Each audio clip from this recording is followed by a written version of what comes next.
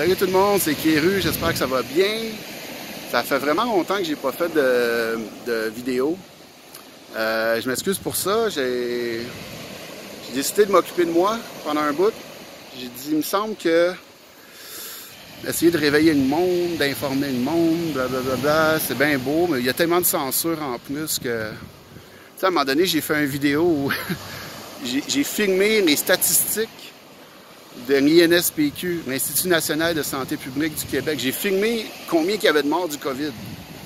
La statistique officielle sur le site du gouvernement. Puis j'ai été banni de YouTube pendant une semaine à cause de ça, ou 2 semaines, je sais plus. Ça fait que j'ai dit, ouais, peut-être je perds mon temps à faire des vidéos un peu.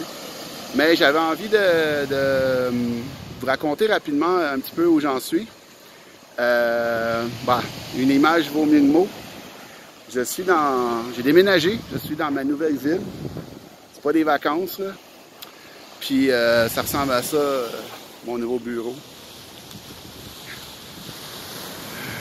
Donc, je suis en Italie, sur le bord de la mer. J'habite dans la montagne, à peu près 10 minutes à pied d'ici. J'ai eu un petit accident acrobatia. Je me suis pété à gueule en descendant la montagne. Puis, ça fait que là, je marche, c'est plus 10 minutes, mettons que c'est 20-25 minutes, parce que je marche pas vite. Mais c'est ça, en gros, quand les histoires de COVID ont commencé, assez vite, là, après une semaine ou deux, je savais à quoi on avait affaire. Je pense que plusieurs d'entre vous le saviez aussi.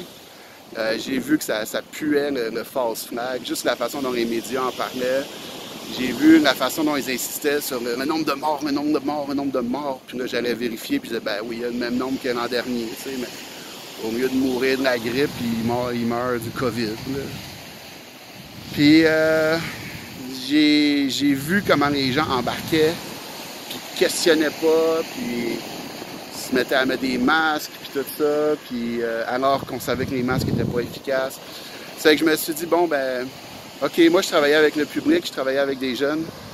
Dans ce temps-là, j'ai dit, il faut que j'arrête ça immédiatement. J'étais dans une position où je pouvais le faire. J'ai dit comme si c'était facile, là, mais j'ai pas de famille à faire nourrir, personne ne dépend de moi.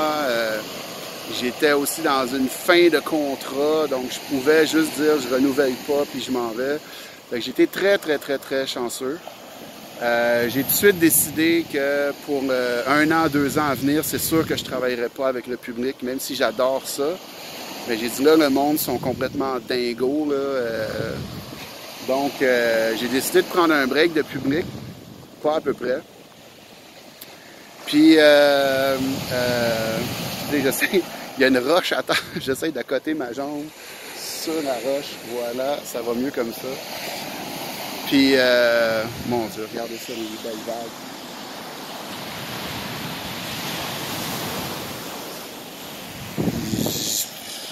Chaque fois que je vois ça, j'arrive pas à croire que j'habite ici. En tout cas,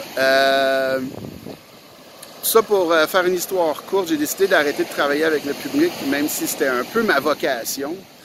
Et j'ai commencé tout de suite, j'ai fouillé, j'ai été sur Internet.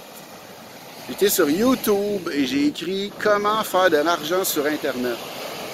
Et là, j'ai regardé plein d'affaires, plein d'affaires. Du monde qui font des designs de t-shirts, du monde qui font de la vente. Tu sais que tu achètes des trucs en gros, tu les revends, mais c'est pas toi qui les entreposes, là. Je sais plus comment on appelle ça. Quelque chose shipping. En tout cas, j'ai toutes sortes de, tu sais, des scams, mais aussi des bonnes affaires. Tu peux faire des fois de la traduction, d'enregistrer des voix pour des livres audio, toutes des petites affaires qui payent un peu, moyen, beaucoup des fois. J'ai regardé au niveau des crypto-monnaies aussi. Moi, je me suis dit, c'est là que ça se passe. Fait que c'est ça que j'ai essayé. Je suis ici, ça a dû... il y a quelque chose, quelque part, qui a dû fonctionner, parce que je suis ici. Fait que... Donc, c'est ça, j'ai tout de suite décidé, quand j'ai vu, je crois que c'était le 18 juillet 2020,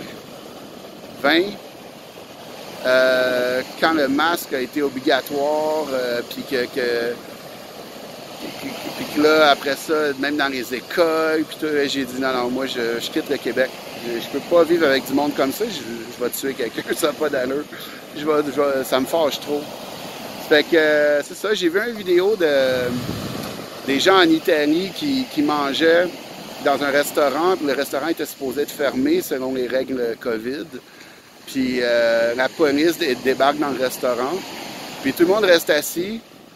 Puis les clients et le staff se mettent à crier après la police.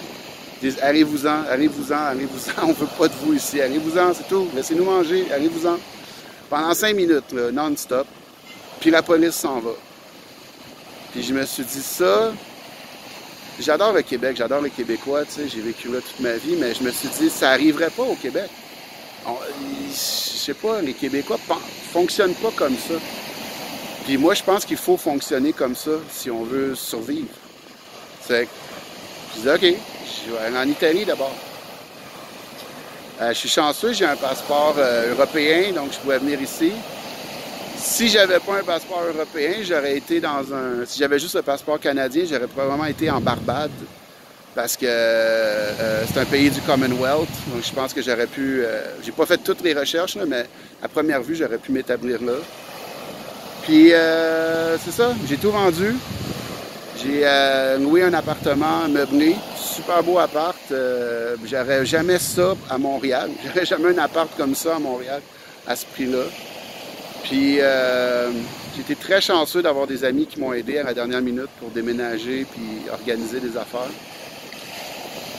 Puis là, je suis là, ça fait 2 mois. Malgré mon petit accident où je me suis fait mal à la jambe, ça va super bien. Les gens sont très gentils. Là, évidemment, en Europe, il y a une grosse poussée pour le fameux pass sanitaire, là, le passeport vaccinal, qui est la pire merde nazie dont j'ai jamais vu. Puis j'espère que les gens vont se tenir debout. Je sais pas au Québec, j'entends pas parler que ça résiste beaucoup, mais je vous le dis, là, ça va être ça en septembre. Là. Il va falloir ça pour quasiment pour sortir de chez vous. Ici, ben, en France, c'est passé, puis c'est dégueulasse. Là. Il y a des grosses manifs. Ceux qui regardent Alexis Cossette-Trudel de Radio-Québec ont peut-être vu. Il en a parlé, je pense qu'il a montré des images. Ça bouge beaucoup en France. Je suis très content que les Français allument vraiment. Là. Mais je sais que les gouvernements là-bas ont des plans. Ils vont empêcher les manifs. En tout cas, on va voir comment ça va se passer. Au Québec, il faut bouger parce que une fois que ça va être là, ça va être... le monde va être mal pris. Ici, en Italie, le pass sanitaire est supposé être en vigueur la semaine prochaine, dans même pas une semaine. Mais c'est juste pour les trucs, genre les cinémas, et en tout cas, ils commencent avec ça. C'est sûr que ça va être partout à un moment donné. Je ne sais pas qu'est-ce qui va arriver. Peut-être que je vais redéménager, peut-être que je vais me pousser. À date, tu sais, je peux me faire livrer de la bouffe chez moi. J'ai pas particulièrement envie de socialiser tant que ça. Juste d'être là, je veux dire... Si tu veux de plus. Moi, il me semble que je vais vous donner le meilleur prix, là, tant qu'à niaiser. Ça fait que... Fait qu'en gros, c'est ça. Je dirais mon avenir est incertain en étant ici, c'est sûr. Il y a beaucoup de choses un peu insécurisantes, mais je me sens tellement bien, je me sens tellement pas stressé. Puis comparé à Montréal, comparé à où j'étais, c'est le jour et la nuit.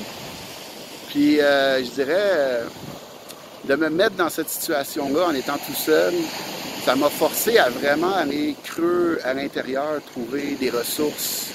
Tu sais, comment je m'organise, comment je gère psychologiquement tout ça aussi, là, de quitter mon pays, quitter mes amis, quitter tout, là, tu sais, mon confort. C'est ça aussi, c'est le confort, tu sais, c'est ça qui nous attache, le confort.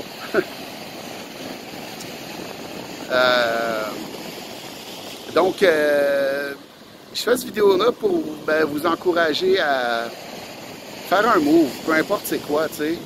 Moi, j'ai toujours voulu inspirer les gens, puis je prétends pas être meilleur que personne, mais quand je fais quelque chose de cool, j'essaye de le souligner pour que le monde ça les aide, ça les inspire, ça peut-être les amène, ça amène leur imaginaire vers autre chose, tu sais, de dire oui, c'est possible d'essayer des choses différentes. C'est pas obligé d'être un aussi gros move que moi, là. Moi, c'est une grosse affaire. Je dois vous dire aussi, moi, je suis né en France, donc l'Europe, ma mère, c'est quelque chose qui me manquait énormément. Je me suis toujours senti un peu déraciné. Autant j'aimais le Québec, j'ai adoré Montréal pendant des années, et maintenant, j'ai un peu l'impression que c'est une ville morte, tu sais. Faut fouiller pour trouver de la verdure, j'aime moins ça. Mais c'est ça, ça me manquait, donc ça fait partie de... C'est vraiment une question de suivre, tu sais, pour ceux qui connaissent Guylaine Manteau, Guy, là, qui a fait des vidéos, une série de super vidéos avec Amélie Paul. Elle disait, faut suivre son âme, c'est tout. L'âme, c'est exactement ce dont on a besoin, il faut suivre son âme. Et c'est ce que je me suis mis à faire. C'est ce que j'ai fait depuis avant que la crise commence. Ça fait peut-être 2 ans que j'ai dit, moi, je veux de l'abondance, je veux être dans une place qui est belle, je veux me sentir bien, je veux être près de la mer, je veux pouvoir respirer. Puis j'ai envie de m'entourer de monde qui sont vraiment cool aussi.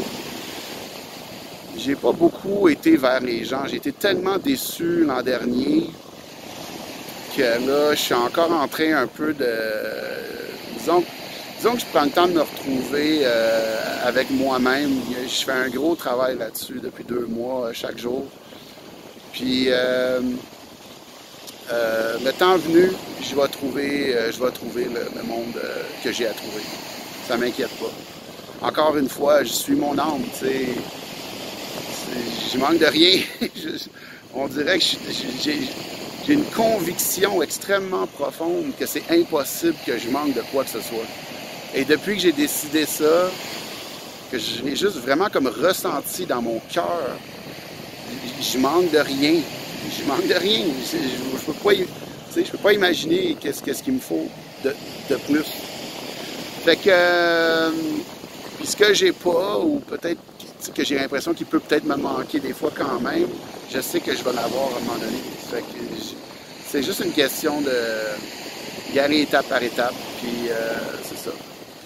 Donc j'espère que cette vidéo-là est encourageant pour vous autres. J'espère que ça peut inspirer du monde, puis j'espère que vous passez un super bel été. Je pense que les prochains mois vont être difficiles pour tout le monde. Même sur le bord de la plage, je pense que ça va pas être simple.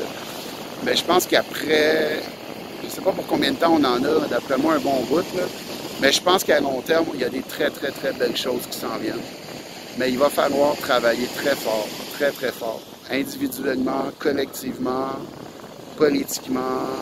Il va falloir être créatif, il va falloir faire des compromis, il va falloir être intelligent. Mais on est capable de le faire.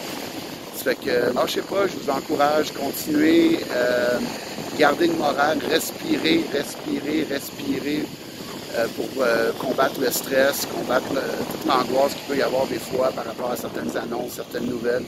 Prenez des grandes respirations, coupez des fois, déconnectez, puis trouvez vos bons amis, puis perdez pas votre temps avec les autres. Puis, moi, il y a beaucoup de monde que j'aime beaucoup, mais j'ai fait mon deuil. Ils ont pris leur décision.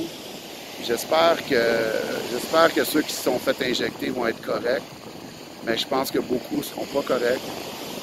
Ils ont pris leur décision.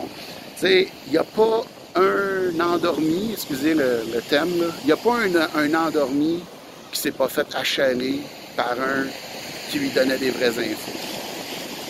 Tout le monde a eu l'opportunité d'avoir accès à l'info. Donc après, ils ont dit oui ou ils ont dit non. Puis c'est ça. Puis en tout cas, je reparlerai de ça. Puis peut-être que ceux qui se sont fait injecter, tu sais, peut-être que dans le fond, inconsciemment, là, au niveau de leur âme, peut-être qu'ils font le sacrifice ultime. Parce que s'il y a des morts en grand nombre, ça va réveiller tout le monde. Peut-être qu'en quelque part, ils sont venus sur Terre pour faire ça. C'est peut-être ça leur mission. Leur mission, c'est de prendre la mauvaise décision, pour montrer à tout le monde qu'il fallait pas faire ça. Je sais pas. C'est une théorie que j'ai. De toute façon, je vous souhaite courage, essayez d'avoir du plaisir à travers tout ça. Je regardais, comment il s'appelle, Cliff High, pour ceux qui connaissent, Cliff High. Il parlait de trucs qui se passent ces temps-ci, puis il s'est mis à rire tout seul, puis lui, il est mort, il est comme mort et revenu à la vie, là. Je connais pas bien son histoire, mais il est mort et revenu à la vie. Puis il dit, je m'excuse de rire comme ça, mais tu sais, devant les événements qu'il y a ces temps-ci, il dit, les gens qui, comme moi, ont eu une expérience comme ça de mort et de revenir à la vie, il dit, on a tous cette espèce de compréhension en commun, on est tous d'accord sur une chose, c'est que il dit, it's so fucking funny. Il dit, ce qui se passe ici, c'est tellement drôle, c'est tellement ridicule tout ce qui se passe, c'est tellement risible que c'est ça. Et je pense qu'il faut en rire un peu. Donc voilà, bon courage, bon été, puis j'espère que vous allez entendre tout ce que j'ai dit depuis tantôt parce que ma mère est bruyante. Je vous laisse sur ces belles images. Ciao!